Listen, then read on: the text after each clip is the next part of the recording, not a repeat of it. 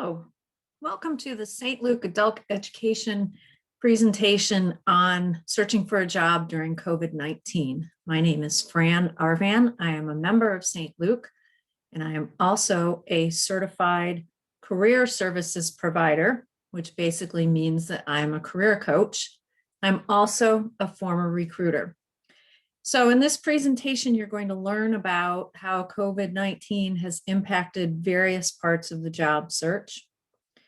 And I'm also going to go through each of the steps of the job search just to give kind of a refresher and a review. Before I start the PowerPoint presentation, I have two small housekeeping details. Number one, there are some slides in this presentation that are rather detailed and what I would call content rich. In the blog on the St. Luke website, which is stlukedevon.org, there's a link to a handout that I created that has the notes from the more detailed parts of the presentation. You do not need to take notes on everything.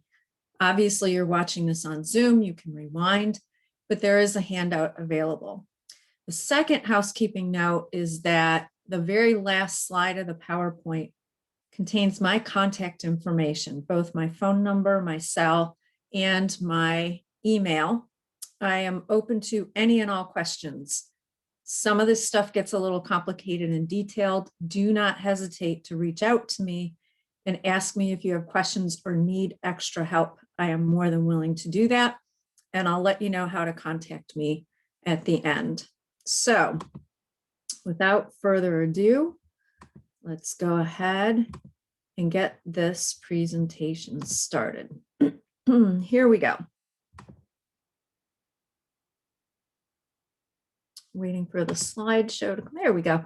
So the name of my company is actually Knight Career Coaching. And the reason why I put this slide up to start is because when the knight is standing alone at the end of a chess game, that means that you've won, you have accomplished your goals, and you're where you want to be. And that's the whole point of this presentation, to help you accomplish your career goals or get to the next job, especially after everything we've been through with the pandemic.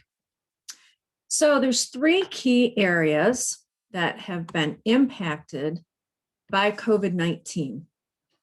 Those three areas in terms of looking for work are the job market, the job search, and the hiring process. So what I'm going to do is, as I mentioned before, take you through each step in the process, talking about how COVID-19 has impacted that area of the job search in the same order in which you will go through it as you're looking for work. So the first thing we're going to start with is the job market. So this is very important. One of the most volatile pieces of the pandemic is the fact that the economic recovery will be uneven. A good example, when we came out of the recession of 2008, it pretty much hit everybody. And it was what economists and people who study recessions and give us advice on what to expect, we kind of came out of it the way we were expecting to. The pandemic is very different. There are some, and I think this is a little bit of common sense, but there are some industries and jobs that have been, quite frankly, grown, and there's more demand based on the pandemic. There are those, of course, like restaurants, hotels, that have very badly been hurt by the pandemic, and there's everything in between. So this recovery is different. It's also going to proceed in a pattern that I would say most people would describe as much less predictable in the past. So the point of all this is the key to success when looking for a job is to know your individual situation. You need to research and figure out what's going on in the world of the work that you do.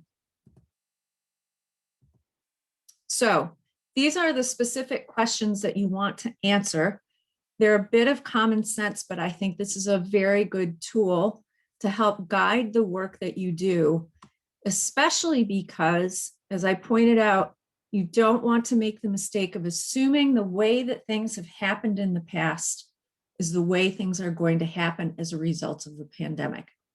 The first thing you want to do is figure out which companies and organizations are hiring. There have been companies that have gone bankrupt. There are the companies and organizations that are buying up those companies or merging with other businesses. So you want to do your research, and I'm going to talk about how to do that research in just a moment. When will the hiring take place? This is all over the place. That also used to be somewhat predictable. Companies in particular, typically in the first quarter of the year, January through March, would get their budgets and they would begin hiring, and a lot of new hiring took place in the first and second quarter. That's not necessarily the case now. Things are not going exactly the way they were. You want to look at this piece of it. Where are people hiring? This is a huge issue, and you want to be prepared to know what you expect and what you want as far as where you're going to work, whether you're willing to work remotely, only want to work remotely, or whether you're looking for only in person, hybrid, whatever it is that you're looking for. You need to make that decision ahead of time, know what you want, and more importantly, you need to clearly understand that component of the job search. Keeping in mind, I think that piece will be in flux for a couple of years. The decisions companies are making now about whether to bring people back to work and when, I think we're going to see that continue to evolve as time goes on. The very last point that I have here is, why are these organizations and companies hiring? That's very important to know in order to successfully develop a resume, a cover letter, your LinkedIn profile, and of course, be successful in an interview. Because the whole world has kind of been turned upside down, it could be that there are very specific pandemic-related reasons why a company is looking to bring more people on, or why they're in the situation that they're in. In order for you to successfully get through each step of the job search, it's very important that you are cognizant of whatever is happening with the organization that you're applying to. So how do we make this happen? I've called this slide research, research, research, but where? So some of this again is common sense, but I think it bears repeating. I have 2 slides here on this topic, where to do some research on what's going on. This information is included in the handout that I mentioned. First of all, you want to look at industry and trade publications. Most either job types or specific industries have been keeping their organizational members up to date on how the pandemic is impacting the work that they do. It's very important that you connect with those associations and do research. And of course, trade publications right now, especially their websites and any social media that are in real time, are a great resource to understand what's happening, and more importantly, get an idea of what people are seeing for the next quarter, 6 months out, even the next year. Don't overlook, of course, general news sources, whether it's the Wall Street Journal, New York Times, whatever newspapers, magazines that you feel have reliable information. You should be reading broadly in order to get an idea of what's going on. The second thing, and I can't stress this enough, and you're going to hear me stress this again throughout this presentation, you have to network with people. You have to talk to people. And for some people, that's difficult. I realize that. But the more you can reach out and actually speak to colleagues, coworkers, and even recruiters who work in the field that you're in, the more you will find out about what's going on. Of course, you can read. Of course, you can follow companies on social media, but really talking to people will uncover things that you can't in any other way. And more importantly, those sorts of conversations will let people know that you're available, and it might uncover positions that aren't posted yet. And I can tell you as a recruiter, what's posted doesn't always in real time match what's going on. And especially right now, it might not. It could be a position's going to be available in 3 months. Well, the company's not going to post that right now, but You're talking to somebody in their marketing department and hey, they tell you about it, so you know it's coming. So reach out and talk to people. Individual company websites, this is really important, as well as their LinkedIn pages and social media postings. The best way to know what's going on in an organization, or at least what they're publicly representing, is to look at their own website. It's also, we'll talk about this a little bit down the road, but it's the best place to apply for a job is directly on a company's website. And I strongly recommend that you go back to these websites frequently, as there's a lot in flux right now in terms of what's out there as far as jobs. That's changing. Don't forget local newspapers and chambers of commerce. Some chambers of commerce are very good in terms of supporting their local members and giving you an idea of what's happening in that area. That can help you understand the region where you're working and how it's faring throughout the pandemic. Here are other places to look. This is really important. One of the best ways to gauge what's happening either in an industry or profession that you're in is do a search for job openings in that field. They don't necessarily have to be jobs that are in your area, but it will give you an idea. If you look on some of the major job boards, it will give you an idea of how robust the hiring is. And it will also give you an idea of what positions are available.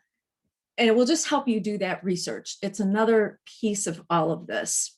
So some of the major job boards right now are Glassdoor, Indeed, LinkedIn, certainly doing Google searches. Places where jobs are posted are not necessarily limited to these websites. And we're going to talk about that a little bit more, but this is part of your research.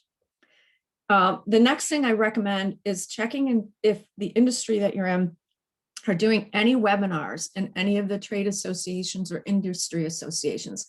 Mostly those are free. They happen during lunchtime, or they don't cost very much. And it's a very good way to come up to speed on what's happening and potentially network with people as well.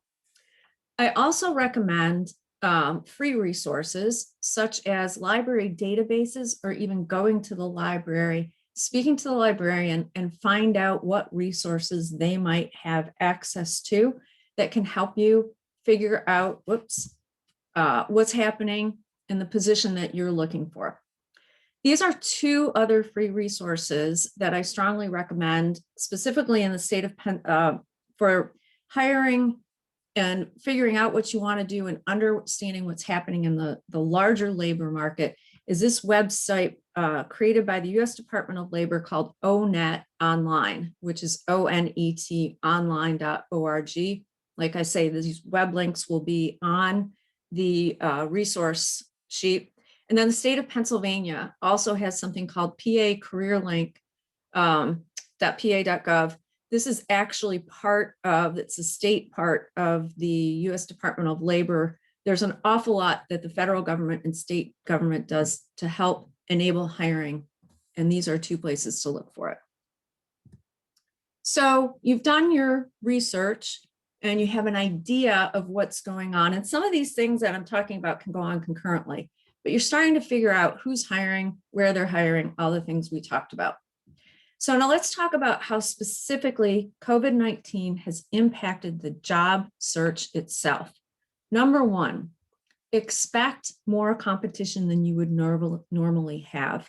There are a lot of people looking for work, both because they were either unemployed or because things are changing so much for their current employers. It's a very competitive environment.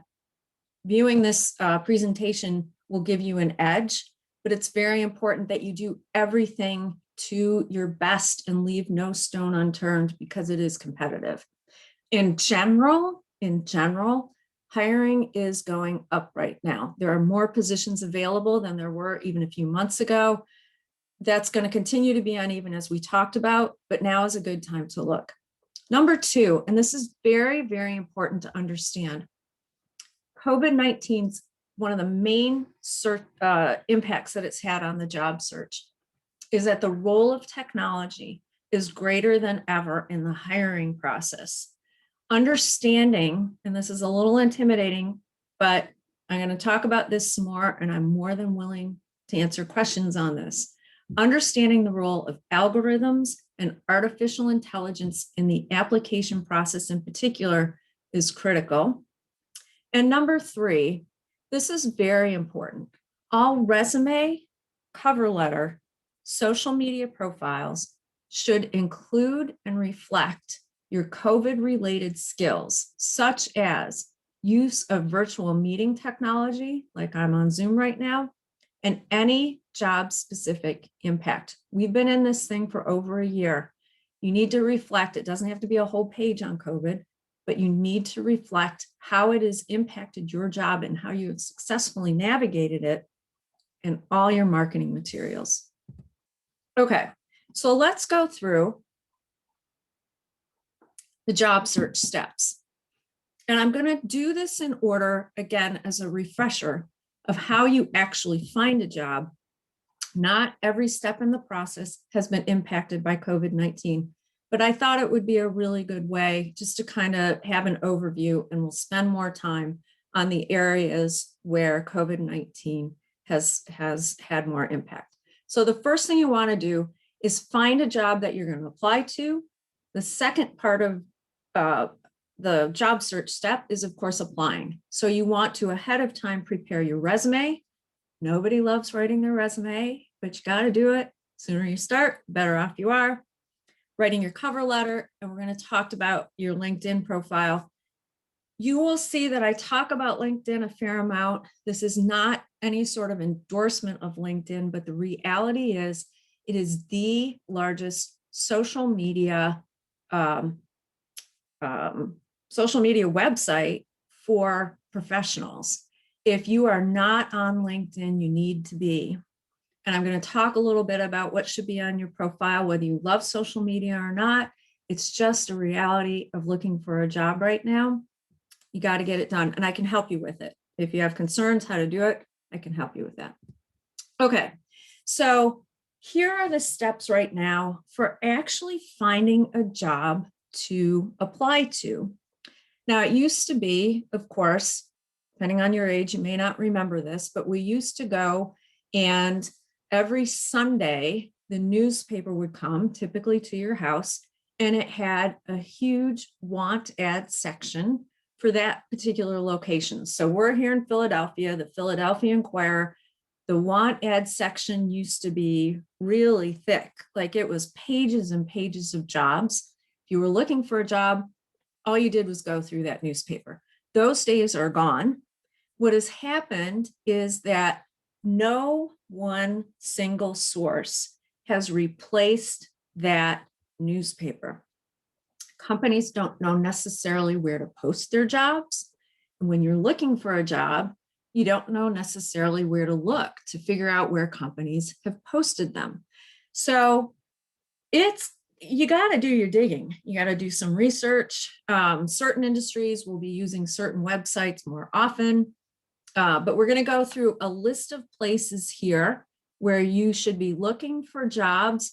This is pretty broad. It could be I missed something here, but probably not a lot. And you just got to do your digging. That's all I can say. So the first place that I would suggest is go straight to the company or organization website. That's by far the most reliable source. I also recommend that whenever you're applying for a job, whenever possible, go and apply directly on the company's website. It is by far the most secure and productive way to apply. Number 2, LinkedIn. Right now, a lot of employers are using LinkedIn to post jobs. It's one of the top places to post jobs. It's definitely something that you want to do. I also recommend that for all of these sites, you set up search agents. And by that, I mean, you don't have to go in and set up the same criteria and do the searches on these websites over and over. Set up or log in, set up, where you're looking to work, what positions you're looking for, and let these jobs come to you every day, because it's just too much work to go do this digging all the time. Certainly, there are still job boards out there. There's still a very viable way to find work, despite what you hear anecdotally. Glassdoor, Indeed, ZipRecruiter, and other online job boards, and there are a lot of them. There are a lot of small ones There are a lot that are specific to hiring. For example, there's one called dice.com that is just for IT. You definitely want to go out there and find out what job board makes sense. But again, I strongly recommend that if you find a position, you actually go directly to that company or organization's website and apply to it there. I talk a lot about corporations, but I'm also referring to nonprofits, schools, other institutions. Certainly still look at local newspapers. Most local newspapers like Philly.com will still have a want ad section for very regional hiring. They have partnered over the years with Monster.com, and it's still a great place to look. It's not as all encompassing as it used to be, but it's a good place to look. You're going to hear this again. I need you talking to people in the field, friends and family. No matter how much technology we throw at the hiring process, the bottom line is people are looking for good people. And you make that happen by your reputation and talking to people that you know. It's a really important part of this. The other thing is you can't ignore social media postings. And what I mean by that is companies can very easily tweet out that they're looking to fill such and such a position, or maybe they'll put it on Instagram, depending on the type of company. Even Facebook, you can see job postings. So don't ignore social media. It very much is going to vary based on the type of business that you're in, but social media can also be a source as well. Okay, so there's two parts of the job search. Number one, of course, is you applying to a job. But the second part is also ensuring that companies can find you. And the way that that happens is through a couple things. This point here gets a little tricky. Make sure that you are you have a LinkedIn profile, as we talked about, or a resume posted so companies and organizations can find you. You'll see here that I say proceed with caution. In general, I do not recommend that you post your resume to some of these very large job boards. As soon as you post that resume, you don't know what's going to happen to it. A company could take it and they could not apply, but they could submit that resume to a company, whether or not you're interested. They could even apply it to your own company. If your company is looking to fill a position that's similar, you lose control over what's happened. There's also some identity theft issues. Anyway, I don't recommend that you post your resume. I do recommend that you update your profile on LinkedIn. Here we are, back to ensuring companies can find you, talking to people that you know. We talked about that. Also, interacting with companies through social media. Let's say that you are an engineer and you see that a company is working on a project that you're really interested in. So they tweet about it, or they put something, one of their product managers posted on LinkedIn. We'll jump right in and comment on it. Say, hey, this looks great, or ask them a question about it. This is a great way for the company to start seeing that, hey, your name keeps coming up. This is somebody who's interested. So you're familiar to them when you actually go to apply. It's a great way to do this. Again, we already talked about this. Ensuring that a company can find you a LinkedIn profile is one of the best ways to do this. Companies will go out and search for people to fill their jobs. And one of the places they do that is they conduct searches on LinkedIn. I used to do it as a recruiter all the time. It's one of the main ways that I found people. And quite frankly, companies pay to have access to everybody, even though as an individual, you can only connect with certain levels of people. As a company, I could search the whole database because I paid to do that. So getting that LinkedIn profile up there is important. The last thing about being found is understanding the impact of search algorithms. We're going to talk about that a little bit further down the road, but we want to make sure that you understand it's not people anymore who are sifting through resumes. It's generally machines that are doing it because of the volume of resumes, and I'll teach you how to work with that. Okay, so let's talk just a tiny bit more about LinkedIn and the job search. And again, I'm not here to endorse LinkedIn, but it's a very, very important tool, so we have to talk about it. All right, I'm beating a dead horse here. People connections matter now more than ever, but you need to connect with people on LinkedIn. So if you have colleagues that you work with, you want to connect with them. If there are people in the field who do something similar, you send a LinkedIn message and ask if they want to connect. I know that can be hard for people who are a little shy, but it's really not that difficult. And the majority of people will be willing to connect with you. It's a very, very powerful tool. So don't underestimate those connections. Let's say you get laid off and you find a position with a competitor and you find out through LinkedIn that somebody that you were working with used to work there as well and potentially knows the hiring manager. That's a great way to get a connection and very, very important. And it's a very critical tool right now in the pandemic when reliability really matters. Another thing you can do on LinkedIn is reach out to the hiring manager after you've applied to a job. Send them a message and say, hey, I'm very interested, I'm qualified, just sent my application in, please take a look. It's a very reasonable thing to do in this very busy world of ours. Do not waste people's time. I think there's a little bit of common sense. If you are not applied, if you're applying as a long shot, maybe don't bother the hiring manager. If you're a really good fit, yeah, let people know. Now, we talked about this a little bit more, a little bit before, setting up search agents. LinkedIn is a very important tool for under their jobs tab. You can set criteria for searching for jobs, geography, salary, the position itself. I have found that their search algorithm sometimes turns up, sometimes it's accurate, sometimes it's not. So you might want to play with it. But this is very important in terms of time management, setting up these search agents.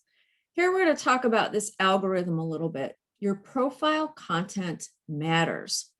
When you set up your LinkedIn profile, it is not an autobiography. And this is very important. It's a way of telling a hiring manager or someone looking at your profile, why you are a good fit for a position or what it is that you do that makes them somebody that they should talk to and should be hiring. That's very different from an autobiography. You want to be using keywords from your industry and keywords that come from position descriptions for positions that you're searching for. And the best way to do that is actually go back to your research and look at some of the positions that you found and go through and highlight what are the words that keep coming up. And this is very important. If the nomenclature for certain words that you use or the way of describing your job is a little different because of your company's culture from, say, another company's culture, you want to adapt your LinkedIn profile and resume so that if a recruiter puts in certain keywords, your profile matches enough of those keywords that you come up in a search. That's what this means when we understand the algorithms. Keywords and using LinkedIn drive the algorithms. So we talked a little bit about keywords. We're going to talk about it a little bit more. I'm going to give you a tool to help make this keyword issue a little more valuable. Let me talk about this simple word usage as well, as far as LinkedIn and the job search. Any social media site like LinkedIn rewards people who continue to use it and use it frequently.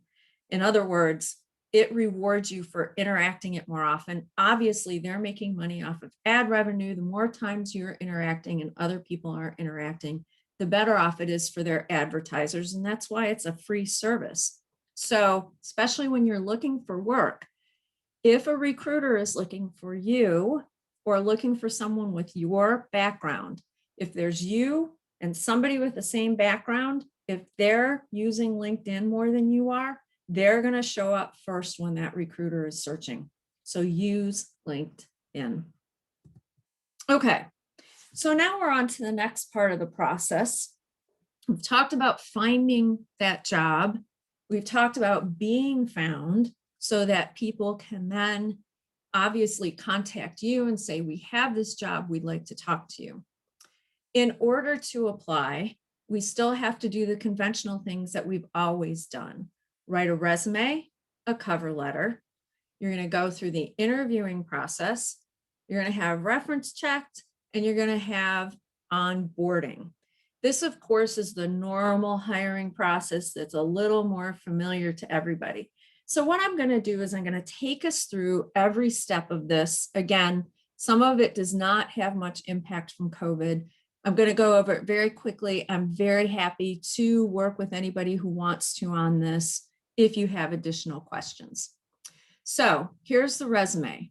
You should be including COVID-19 impact on your work, including the following on your resume, and it should be on the first page. Any leadership action that you took in response to the pandemic or are still taking now, whether you are leading a large organization or a team, you want to discuss what you've done as a leader in response to the pandemic. You cannot leave that out. If you are a team member, you want to talk about how you have demonstrated flexibility and agility as a team player in response to COVID-19. This is going to vary for everybody. I can't give you specific verbiage. You should be talking about what you've done in order to continue to be successful. And don't forget the basics like if you've used Zoom meetings, Microsoft Teams, whatever you've done, make sure an employer knows, hey, I am, ready to do work remotely. This was the last point. Any acquired technical skills. I know over a year ago, none of us heard of a Zoom meeting. So make sure you list everything that you've done. Okay. This is the second point of resume writing. Resume writing to work with an ATS. And I know a lot of you are thinking, what is an ATS? An ATS is an applicant tracking system. This has nothing to do with COVID. I'll explain this briefly. The bottom line is it used to be when a company got a resume, a human being it was on paper, a human being read it like me, and they decided, yes, this person is a good fit based on what they knew, or this person is not. Now, because these companies get so many resumes, hundreds, if not thousands of resumes, someone like me cannot keep up with all of that. So now a machine does it. And what happens is basically all these resumes come through an applicant tracking system so that these companies can keep track of all these people who are applying. So two things happen. The resume comes into a database and it sets up a profile for that person with the things you would normally put in that kind of profile: a name, address, phone number, where they've worked, usually a skills summary and education. So on your resume, that applicant tracking system needs to be able to identify those sections on your resume so it can populate the database correctly. So we're going to talk a little bit about formatting. Again, this has not anything to do with COVID, so I'm going to touch on this very briefly, but I can tell you more about it in person. Number one, to get your resume through these applicant tracking systems and make sure that you are applying properly to a company, use correct resume formatting. We'll talk about that in a minute. And make sure, again, we're back to these keywords on your resume. When a recruiter goes into this giant database of people who have applied, they're going to put keywords in for that position. They're going to type them in, maybe a zip code. And the resumes with the most matches of keywords are what's going to come up, and the recruiter is going to look at those first. So in order for your resume to be seen and for you to be found, you want those keywords to be as numerous as possible. That way, that resume gets in front of a recruiter. So this is how you properly format a resume for an applicant tracking system. This is in the handout because it's very detailed. Number one, when you are writing up your resume, use an enter key every time you move, for all white space. Every time you move to another line, use the enter key. Use bulleted lists with solid circles or squares. Do not use a little check mark or any unusual symbol. The ATS wants to see a solid circle or square, or it knows what to do with it. Use basic fonts. Here's some examples: Arial, Helvetica, Times New Roman, etc. Things that, I think this is a Helvetica actually on this PowerPoint. You want to keep your fonts very basic because the ATS knows what to do with those.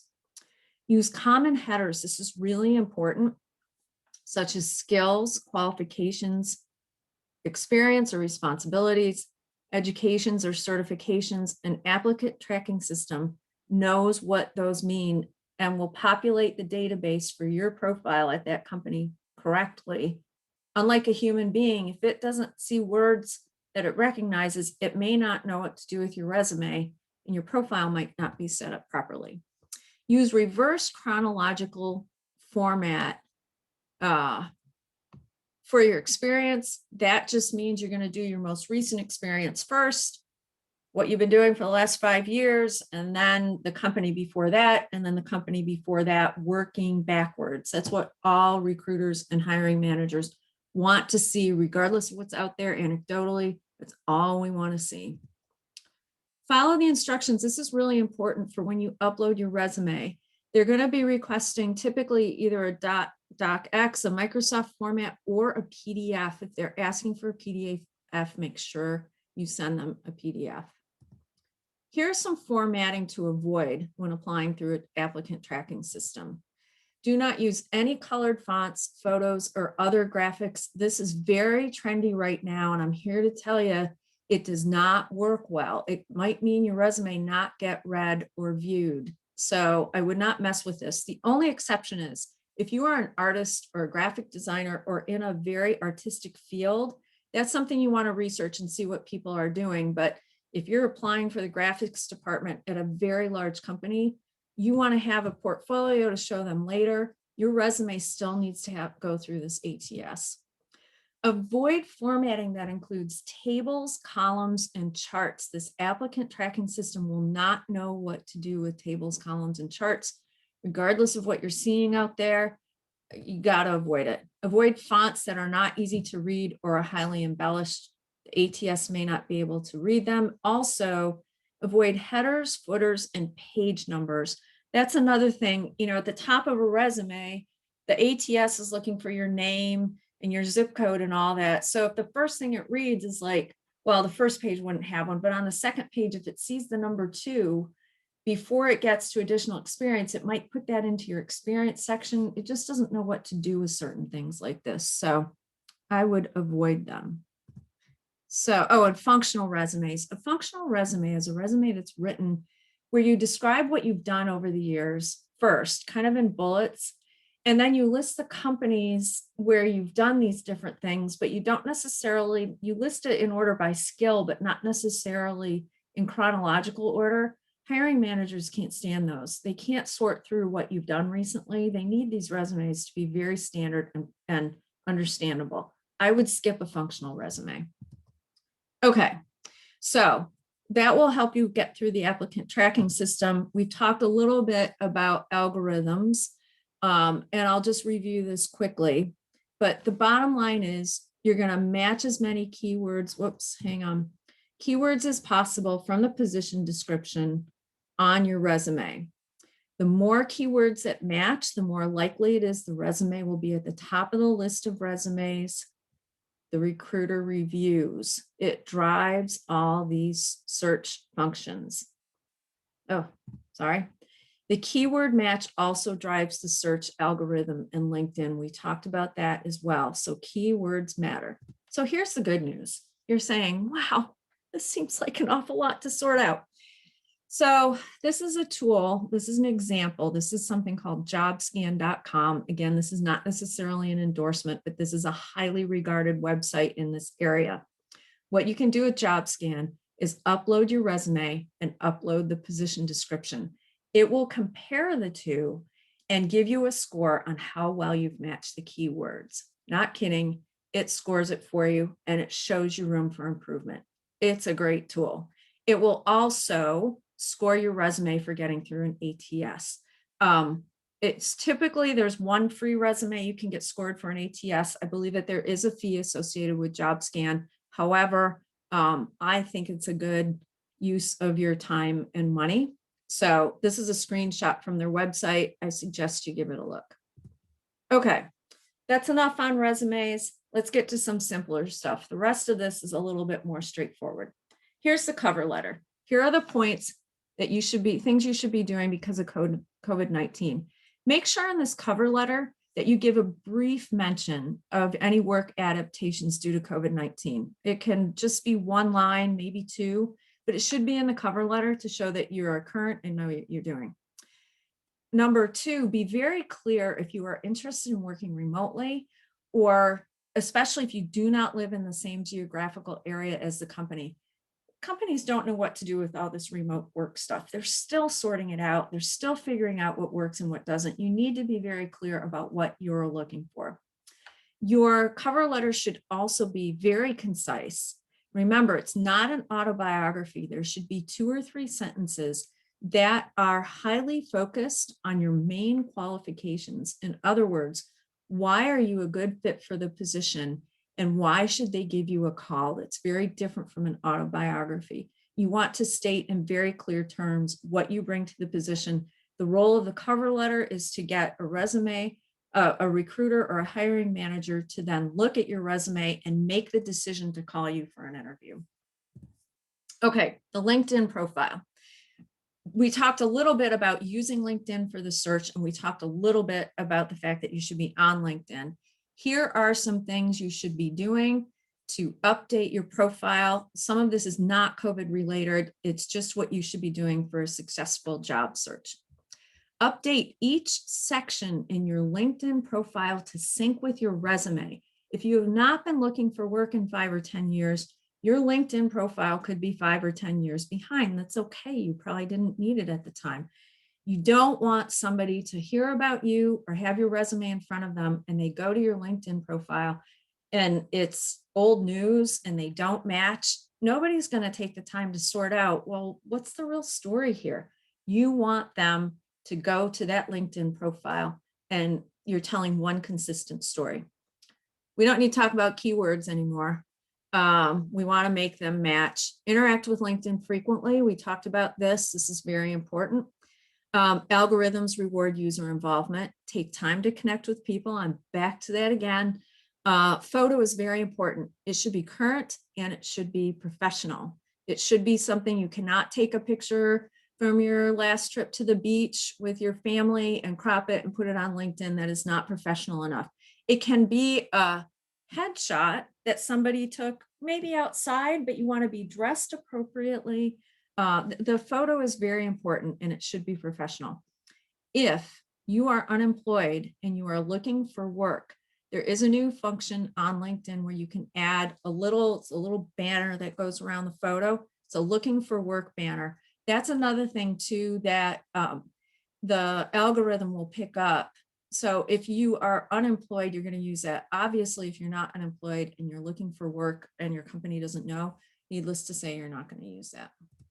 Okay, so now we're just going to talk about the interview. So we've gone through all the steps in the job search to apply. You've landed the interview. This is one of the main areas where COVID has impacted the entire job search. The key to success, as I point out up here, is to be prepared. A lot of this is common sense, but I listed all of them. This is also in the resource handout. You want to use this as a checklist when you land that interview to make sure that you are ready to go. Very first thing, this is probably the only real surprise in all of this.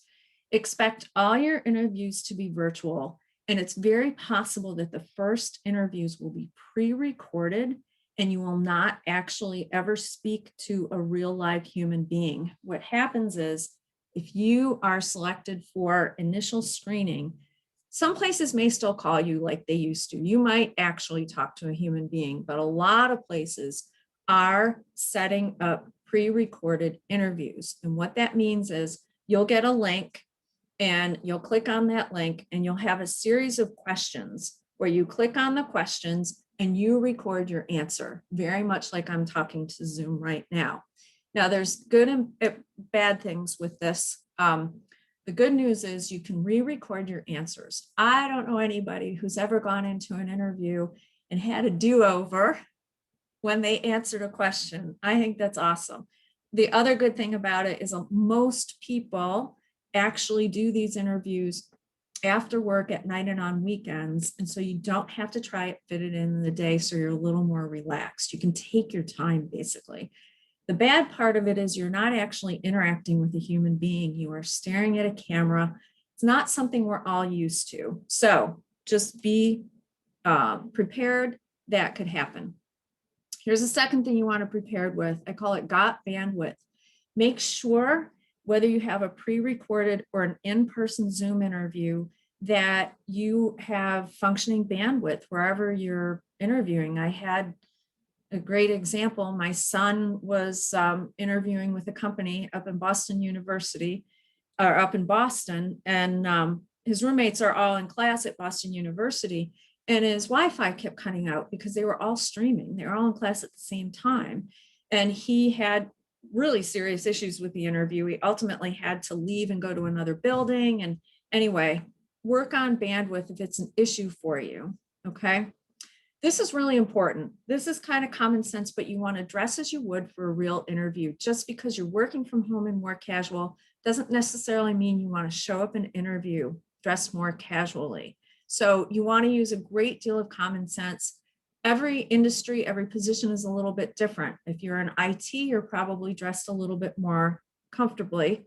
If you are a lawyer or finance and banking, you're probably going to want to have a suit on. And for the most part, if you are in the first 1 or 2 years of your career, unless you know for sure it's a pretty casual organization, you want to be in a suit. So pay very close attention to how you dress. This is very important. Set up your interview space ahead of time and assess the lighting.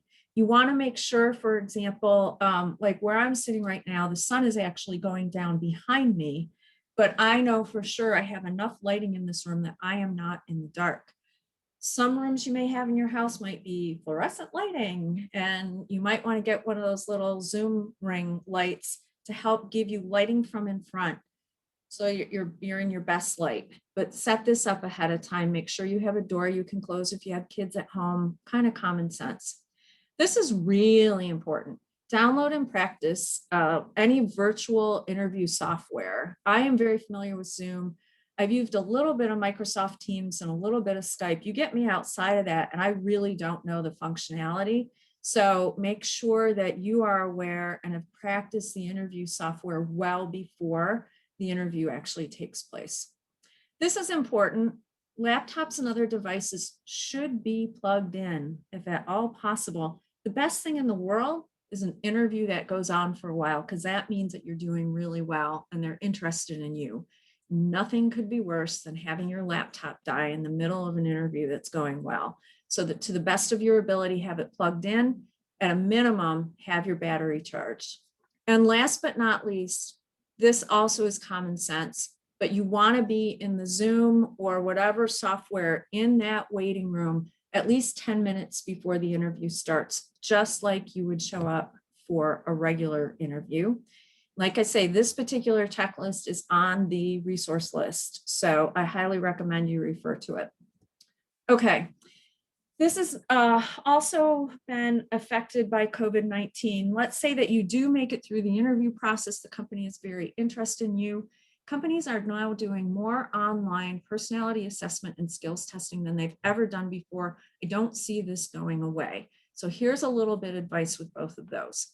For personality and skills, well, we already talked about this. For personality assessments in particular, do not try to game, beat, or second guess the personality assessments. Do not try and read into it.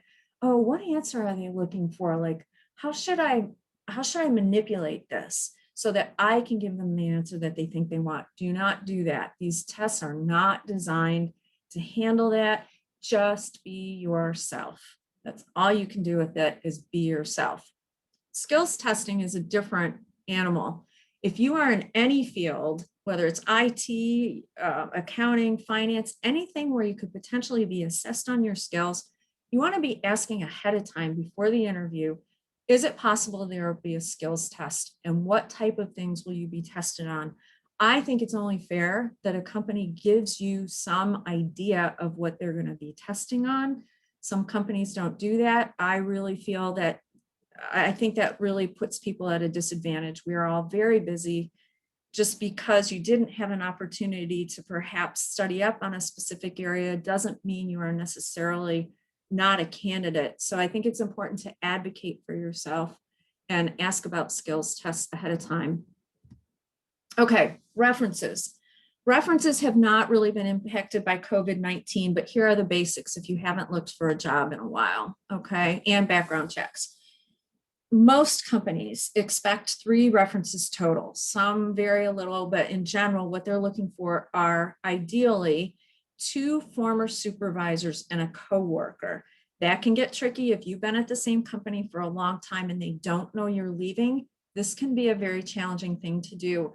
I can help give you a little advice on it, but you want to think this part through early on in the job process so you can figure out what you're going to do. Hopefully you'll get to this point and you know what kind of references you can use. Background checks. Expect in general a credit check sometimes. A company should not be checking your credit unless you're handling money. Some do. I really feel if you are not involved in something to do with handling large sums of money, they should not be doing a credit check, but it happens. Almost every company will run a criminal background check. If you have issues in your background, I would definitely bring it up at some point in the interview and talk about it before they get to that criminal background check. If they find something, generally you will be out of the running if you didn't disclose it ahead of time, and most companies are doing drug tests as well. This is really important. Conduct an online search of your own name and scrub your social media. If there's anything out there, take it down, get rid of it. You don't want somebody else reading it and deciding on their own what they think about it. All right, so those are references basics. Onboarding. This is where you start with a new company, and for the most part right now, this is happening virtually, and I think this is one of the most difficult parts of the whole process. You finally landed that job, and somehow you have to get to know people and connect with the team through this little tiny screen, like you see me over here in the corner. So most likely it will be virtual. I'm hoping over the next 6 months or so, more companies start doing this in person. But I think you have to go above and beyond to connect with people if you are onboarding virtually. Maybe reach out to people and do Zoom meetings individually for key people on your team. It's just something that you got to think through and overcome some of the hurdles of joining a group virtually. All right, so we've been through the whole thing. Here are a summary of the keys to success, and this will not be a surprise, okay? Number 1, and I know I keep repeating this, but really connect with people. Pick up the phone, reach out to people. Those connections matter. And it's how you cut through the noise of all this technology. Number 2, good old fashioned, be prepared. Get your credentials ready ahead of time, keeping in mind the applicant tracking systems and the keywords. Make sure that you have included all relevant COVID-19 related verbiage. Number 3, and this can actually be the one that trips you up, so you got to work on this as well. Ensure all the necessary technology is charged up and in good working order. Number 4, this doesn't come up often, but it doesn't go without saying, you need to take good care of yourself. The pandemic has been stressful, and looking for a job is stressful. Eat well, get enough sleep, and use the power of believing that you're going to find this job, believe in that success. And if you get stuck there, one of the things I do best is call me and let's talk about where you're stuck, and I can help you think it through and maybe help move on just a little bit. Okay, so the very last screen, and I'm going to put it up here, is my number 1 key to success, and it doesn't matter who you are and what job you're looking for. This is it. Persevere. That's the number 1 key to success. People who do well in this process are the people who stick it out and just keep going. And I'm telling you, if you are somebody who is working, especially with a young person in your life, or somebody who has been struggling with this pandemic, this will be one of the hardest things for them to do. This is also where I can help a little bit. If I can talk to anybody, I can help you with this piece of it, but this is really the number 1 key to success. All right, so we talked about the resource list. It is on the blog post for the searching for a job in COVID-19 on St. Luke's website. This is my website for my company, nightcareercoaching.com. You can also go there to get access to some of the resources that we've talked about, and certainly to reach out and contact me too. This is a citation, and here is my contact information. I'll leave this up for just a minute. It's also on the St. Luke website under this blog posting, but my name is Fran. The last name is Arvan, A-R-V-A-N. Here is my cell phone number. This is my email address. You can also contact me through nightcareercoaching.com, and of course on Zoom, you can rewind and get this information. So thank you very much for joining me. I appreciate your time. This whole process is very doable. It's just a lot of details and a little more detailed in some ways than it used to be. So if you need help, please reach out, and I wish everybody all the luck and all good things. Thank you very much for your time.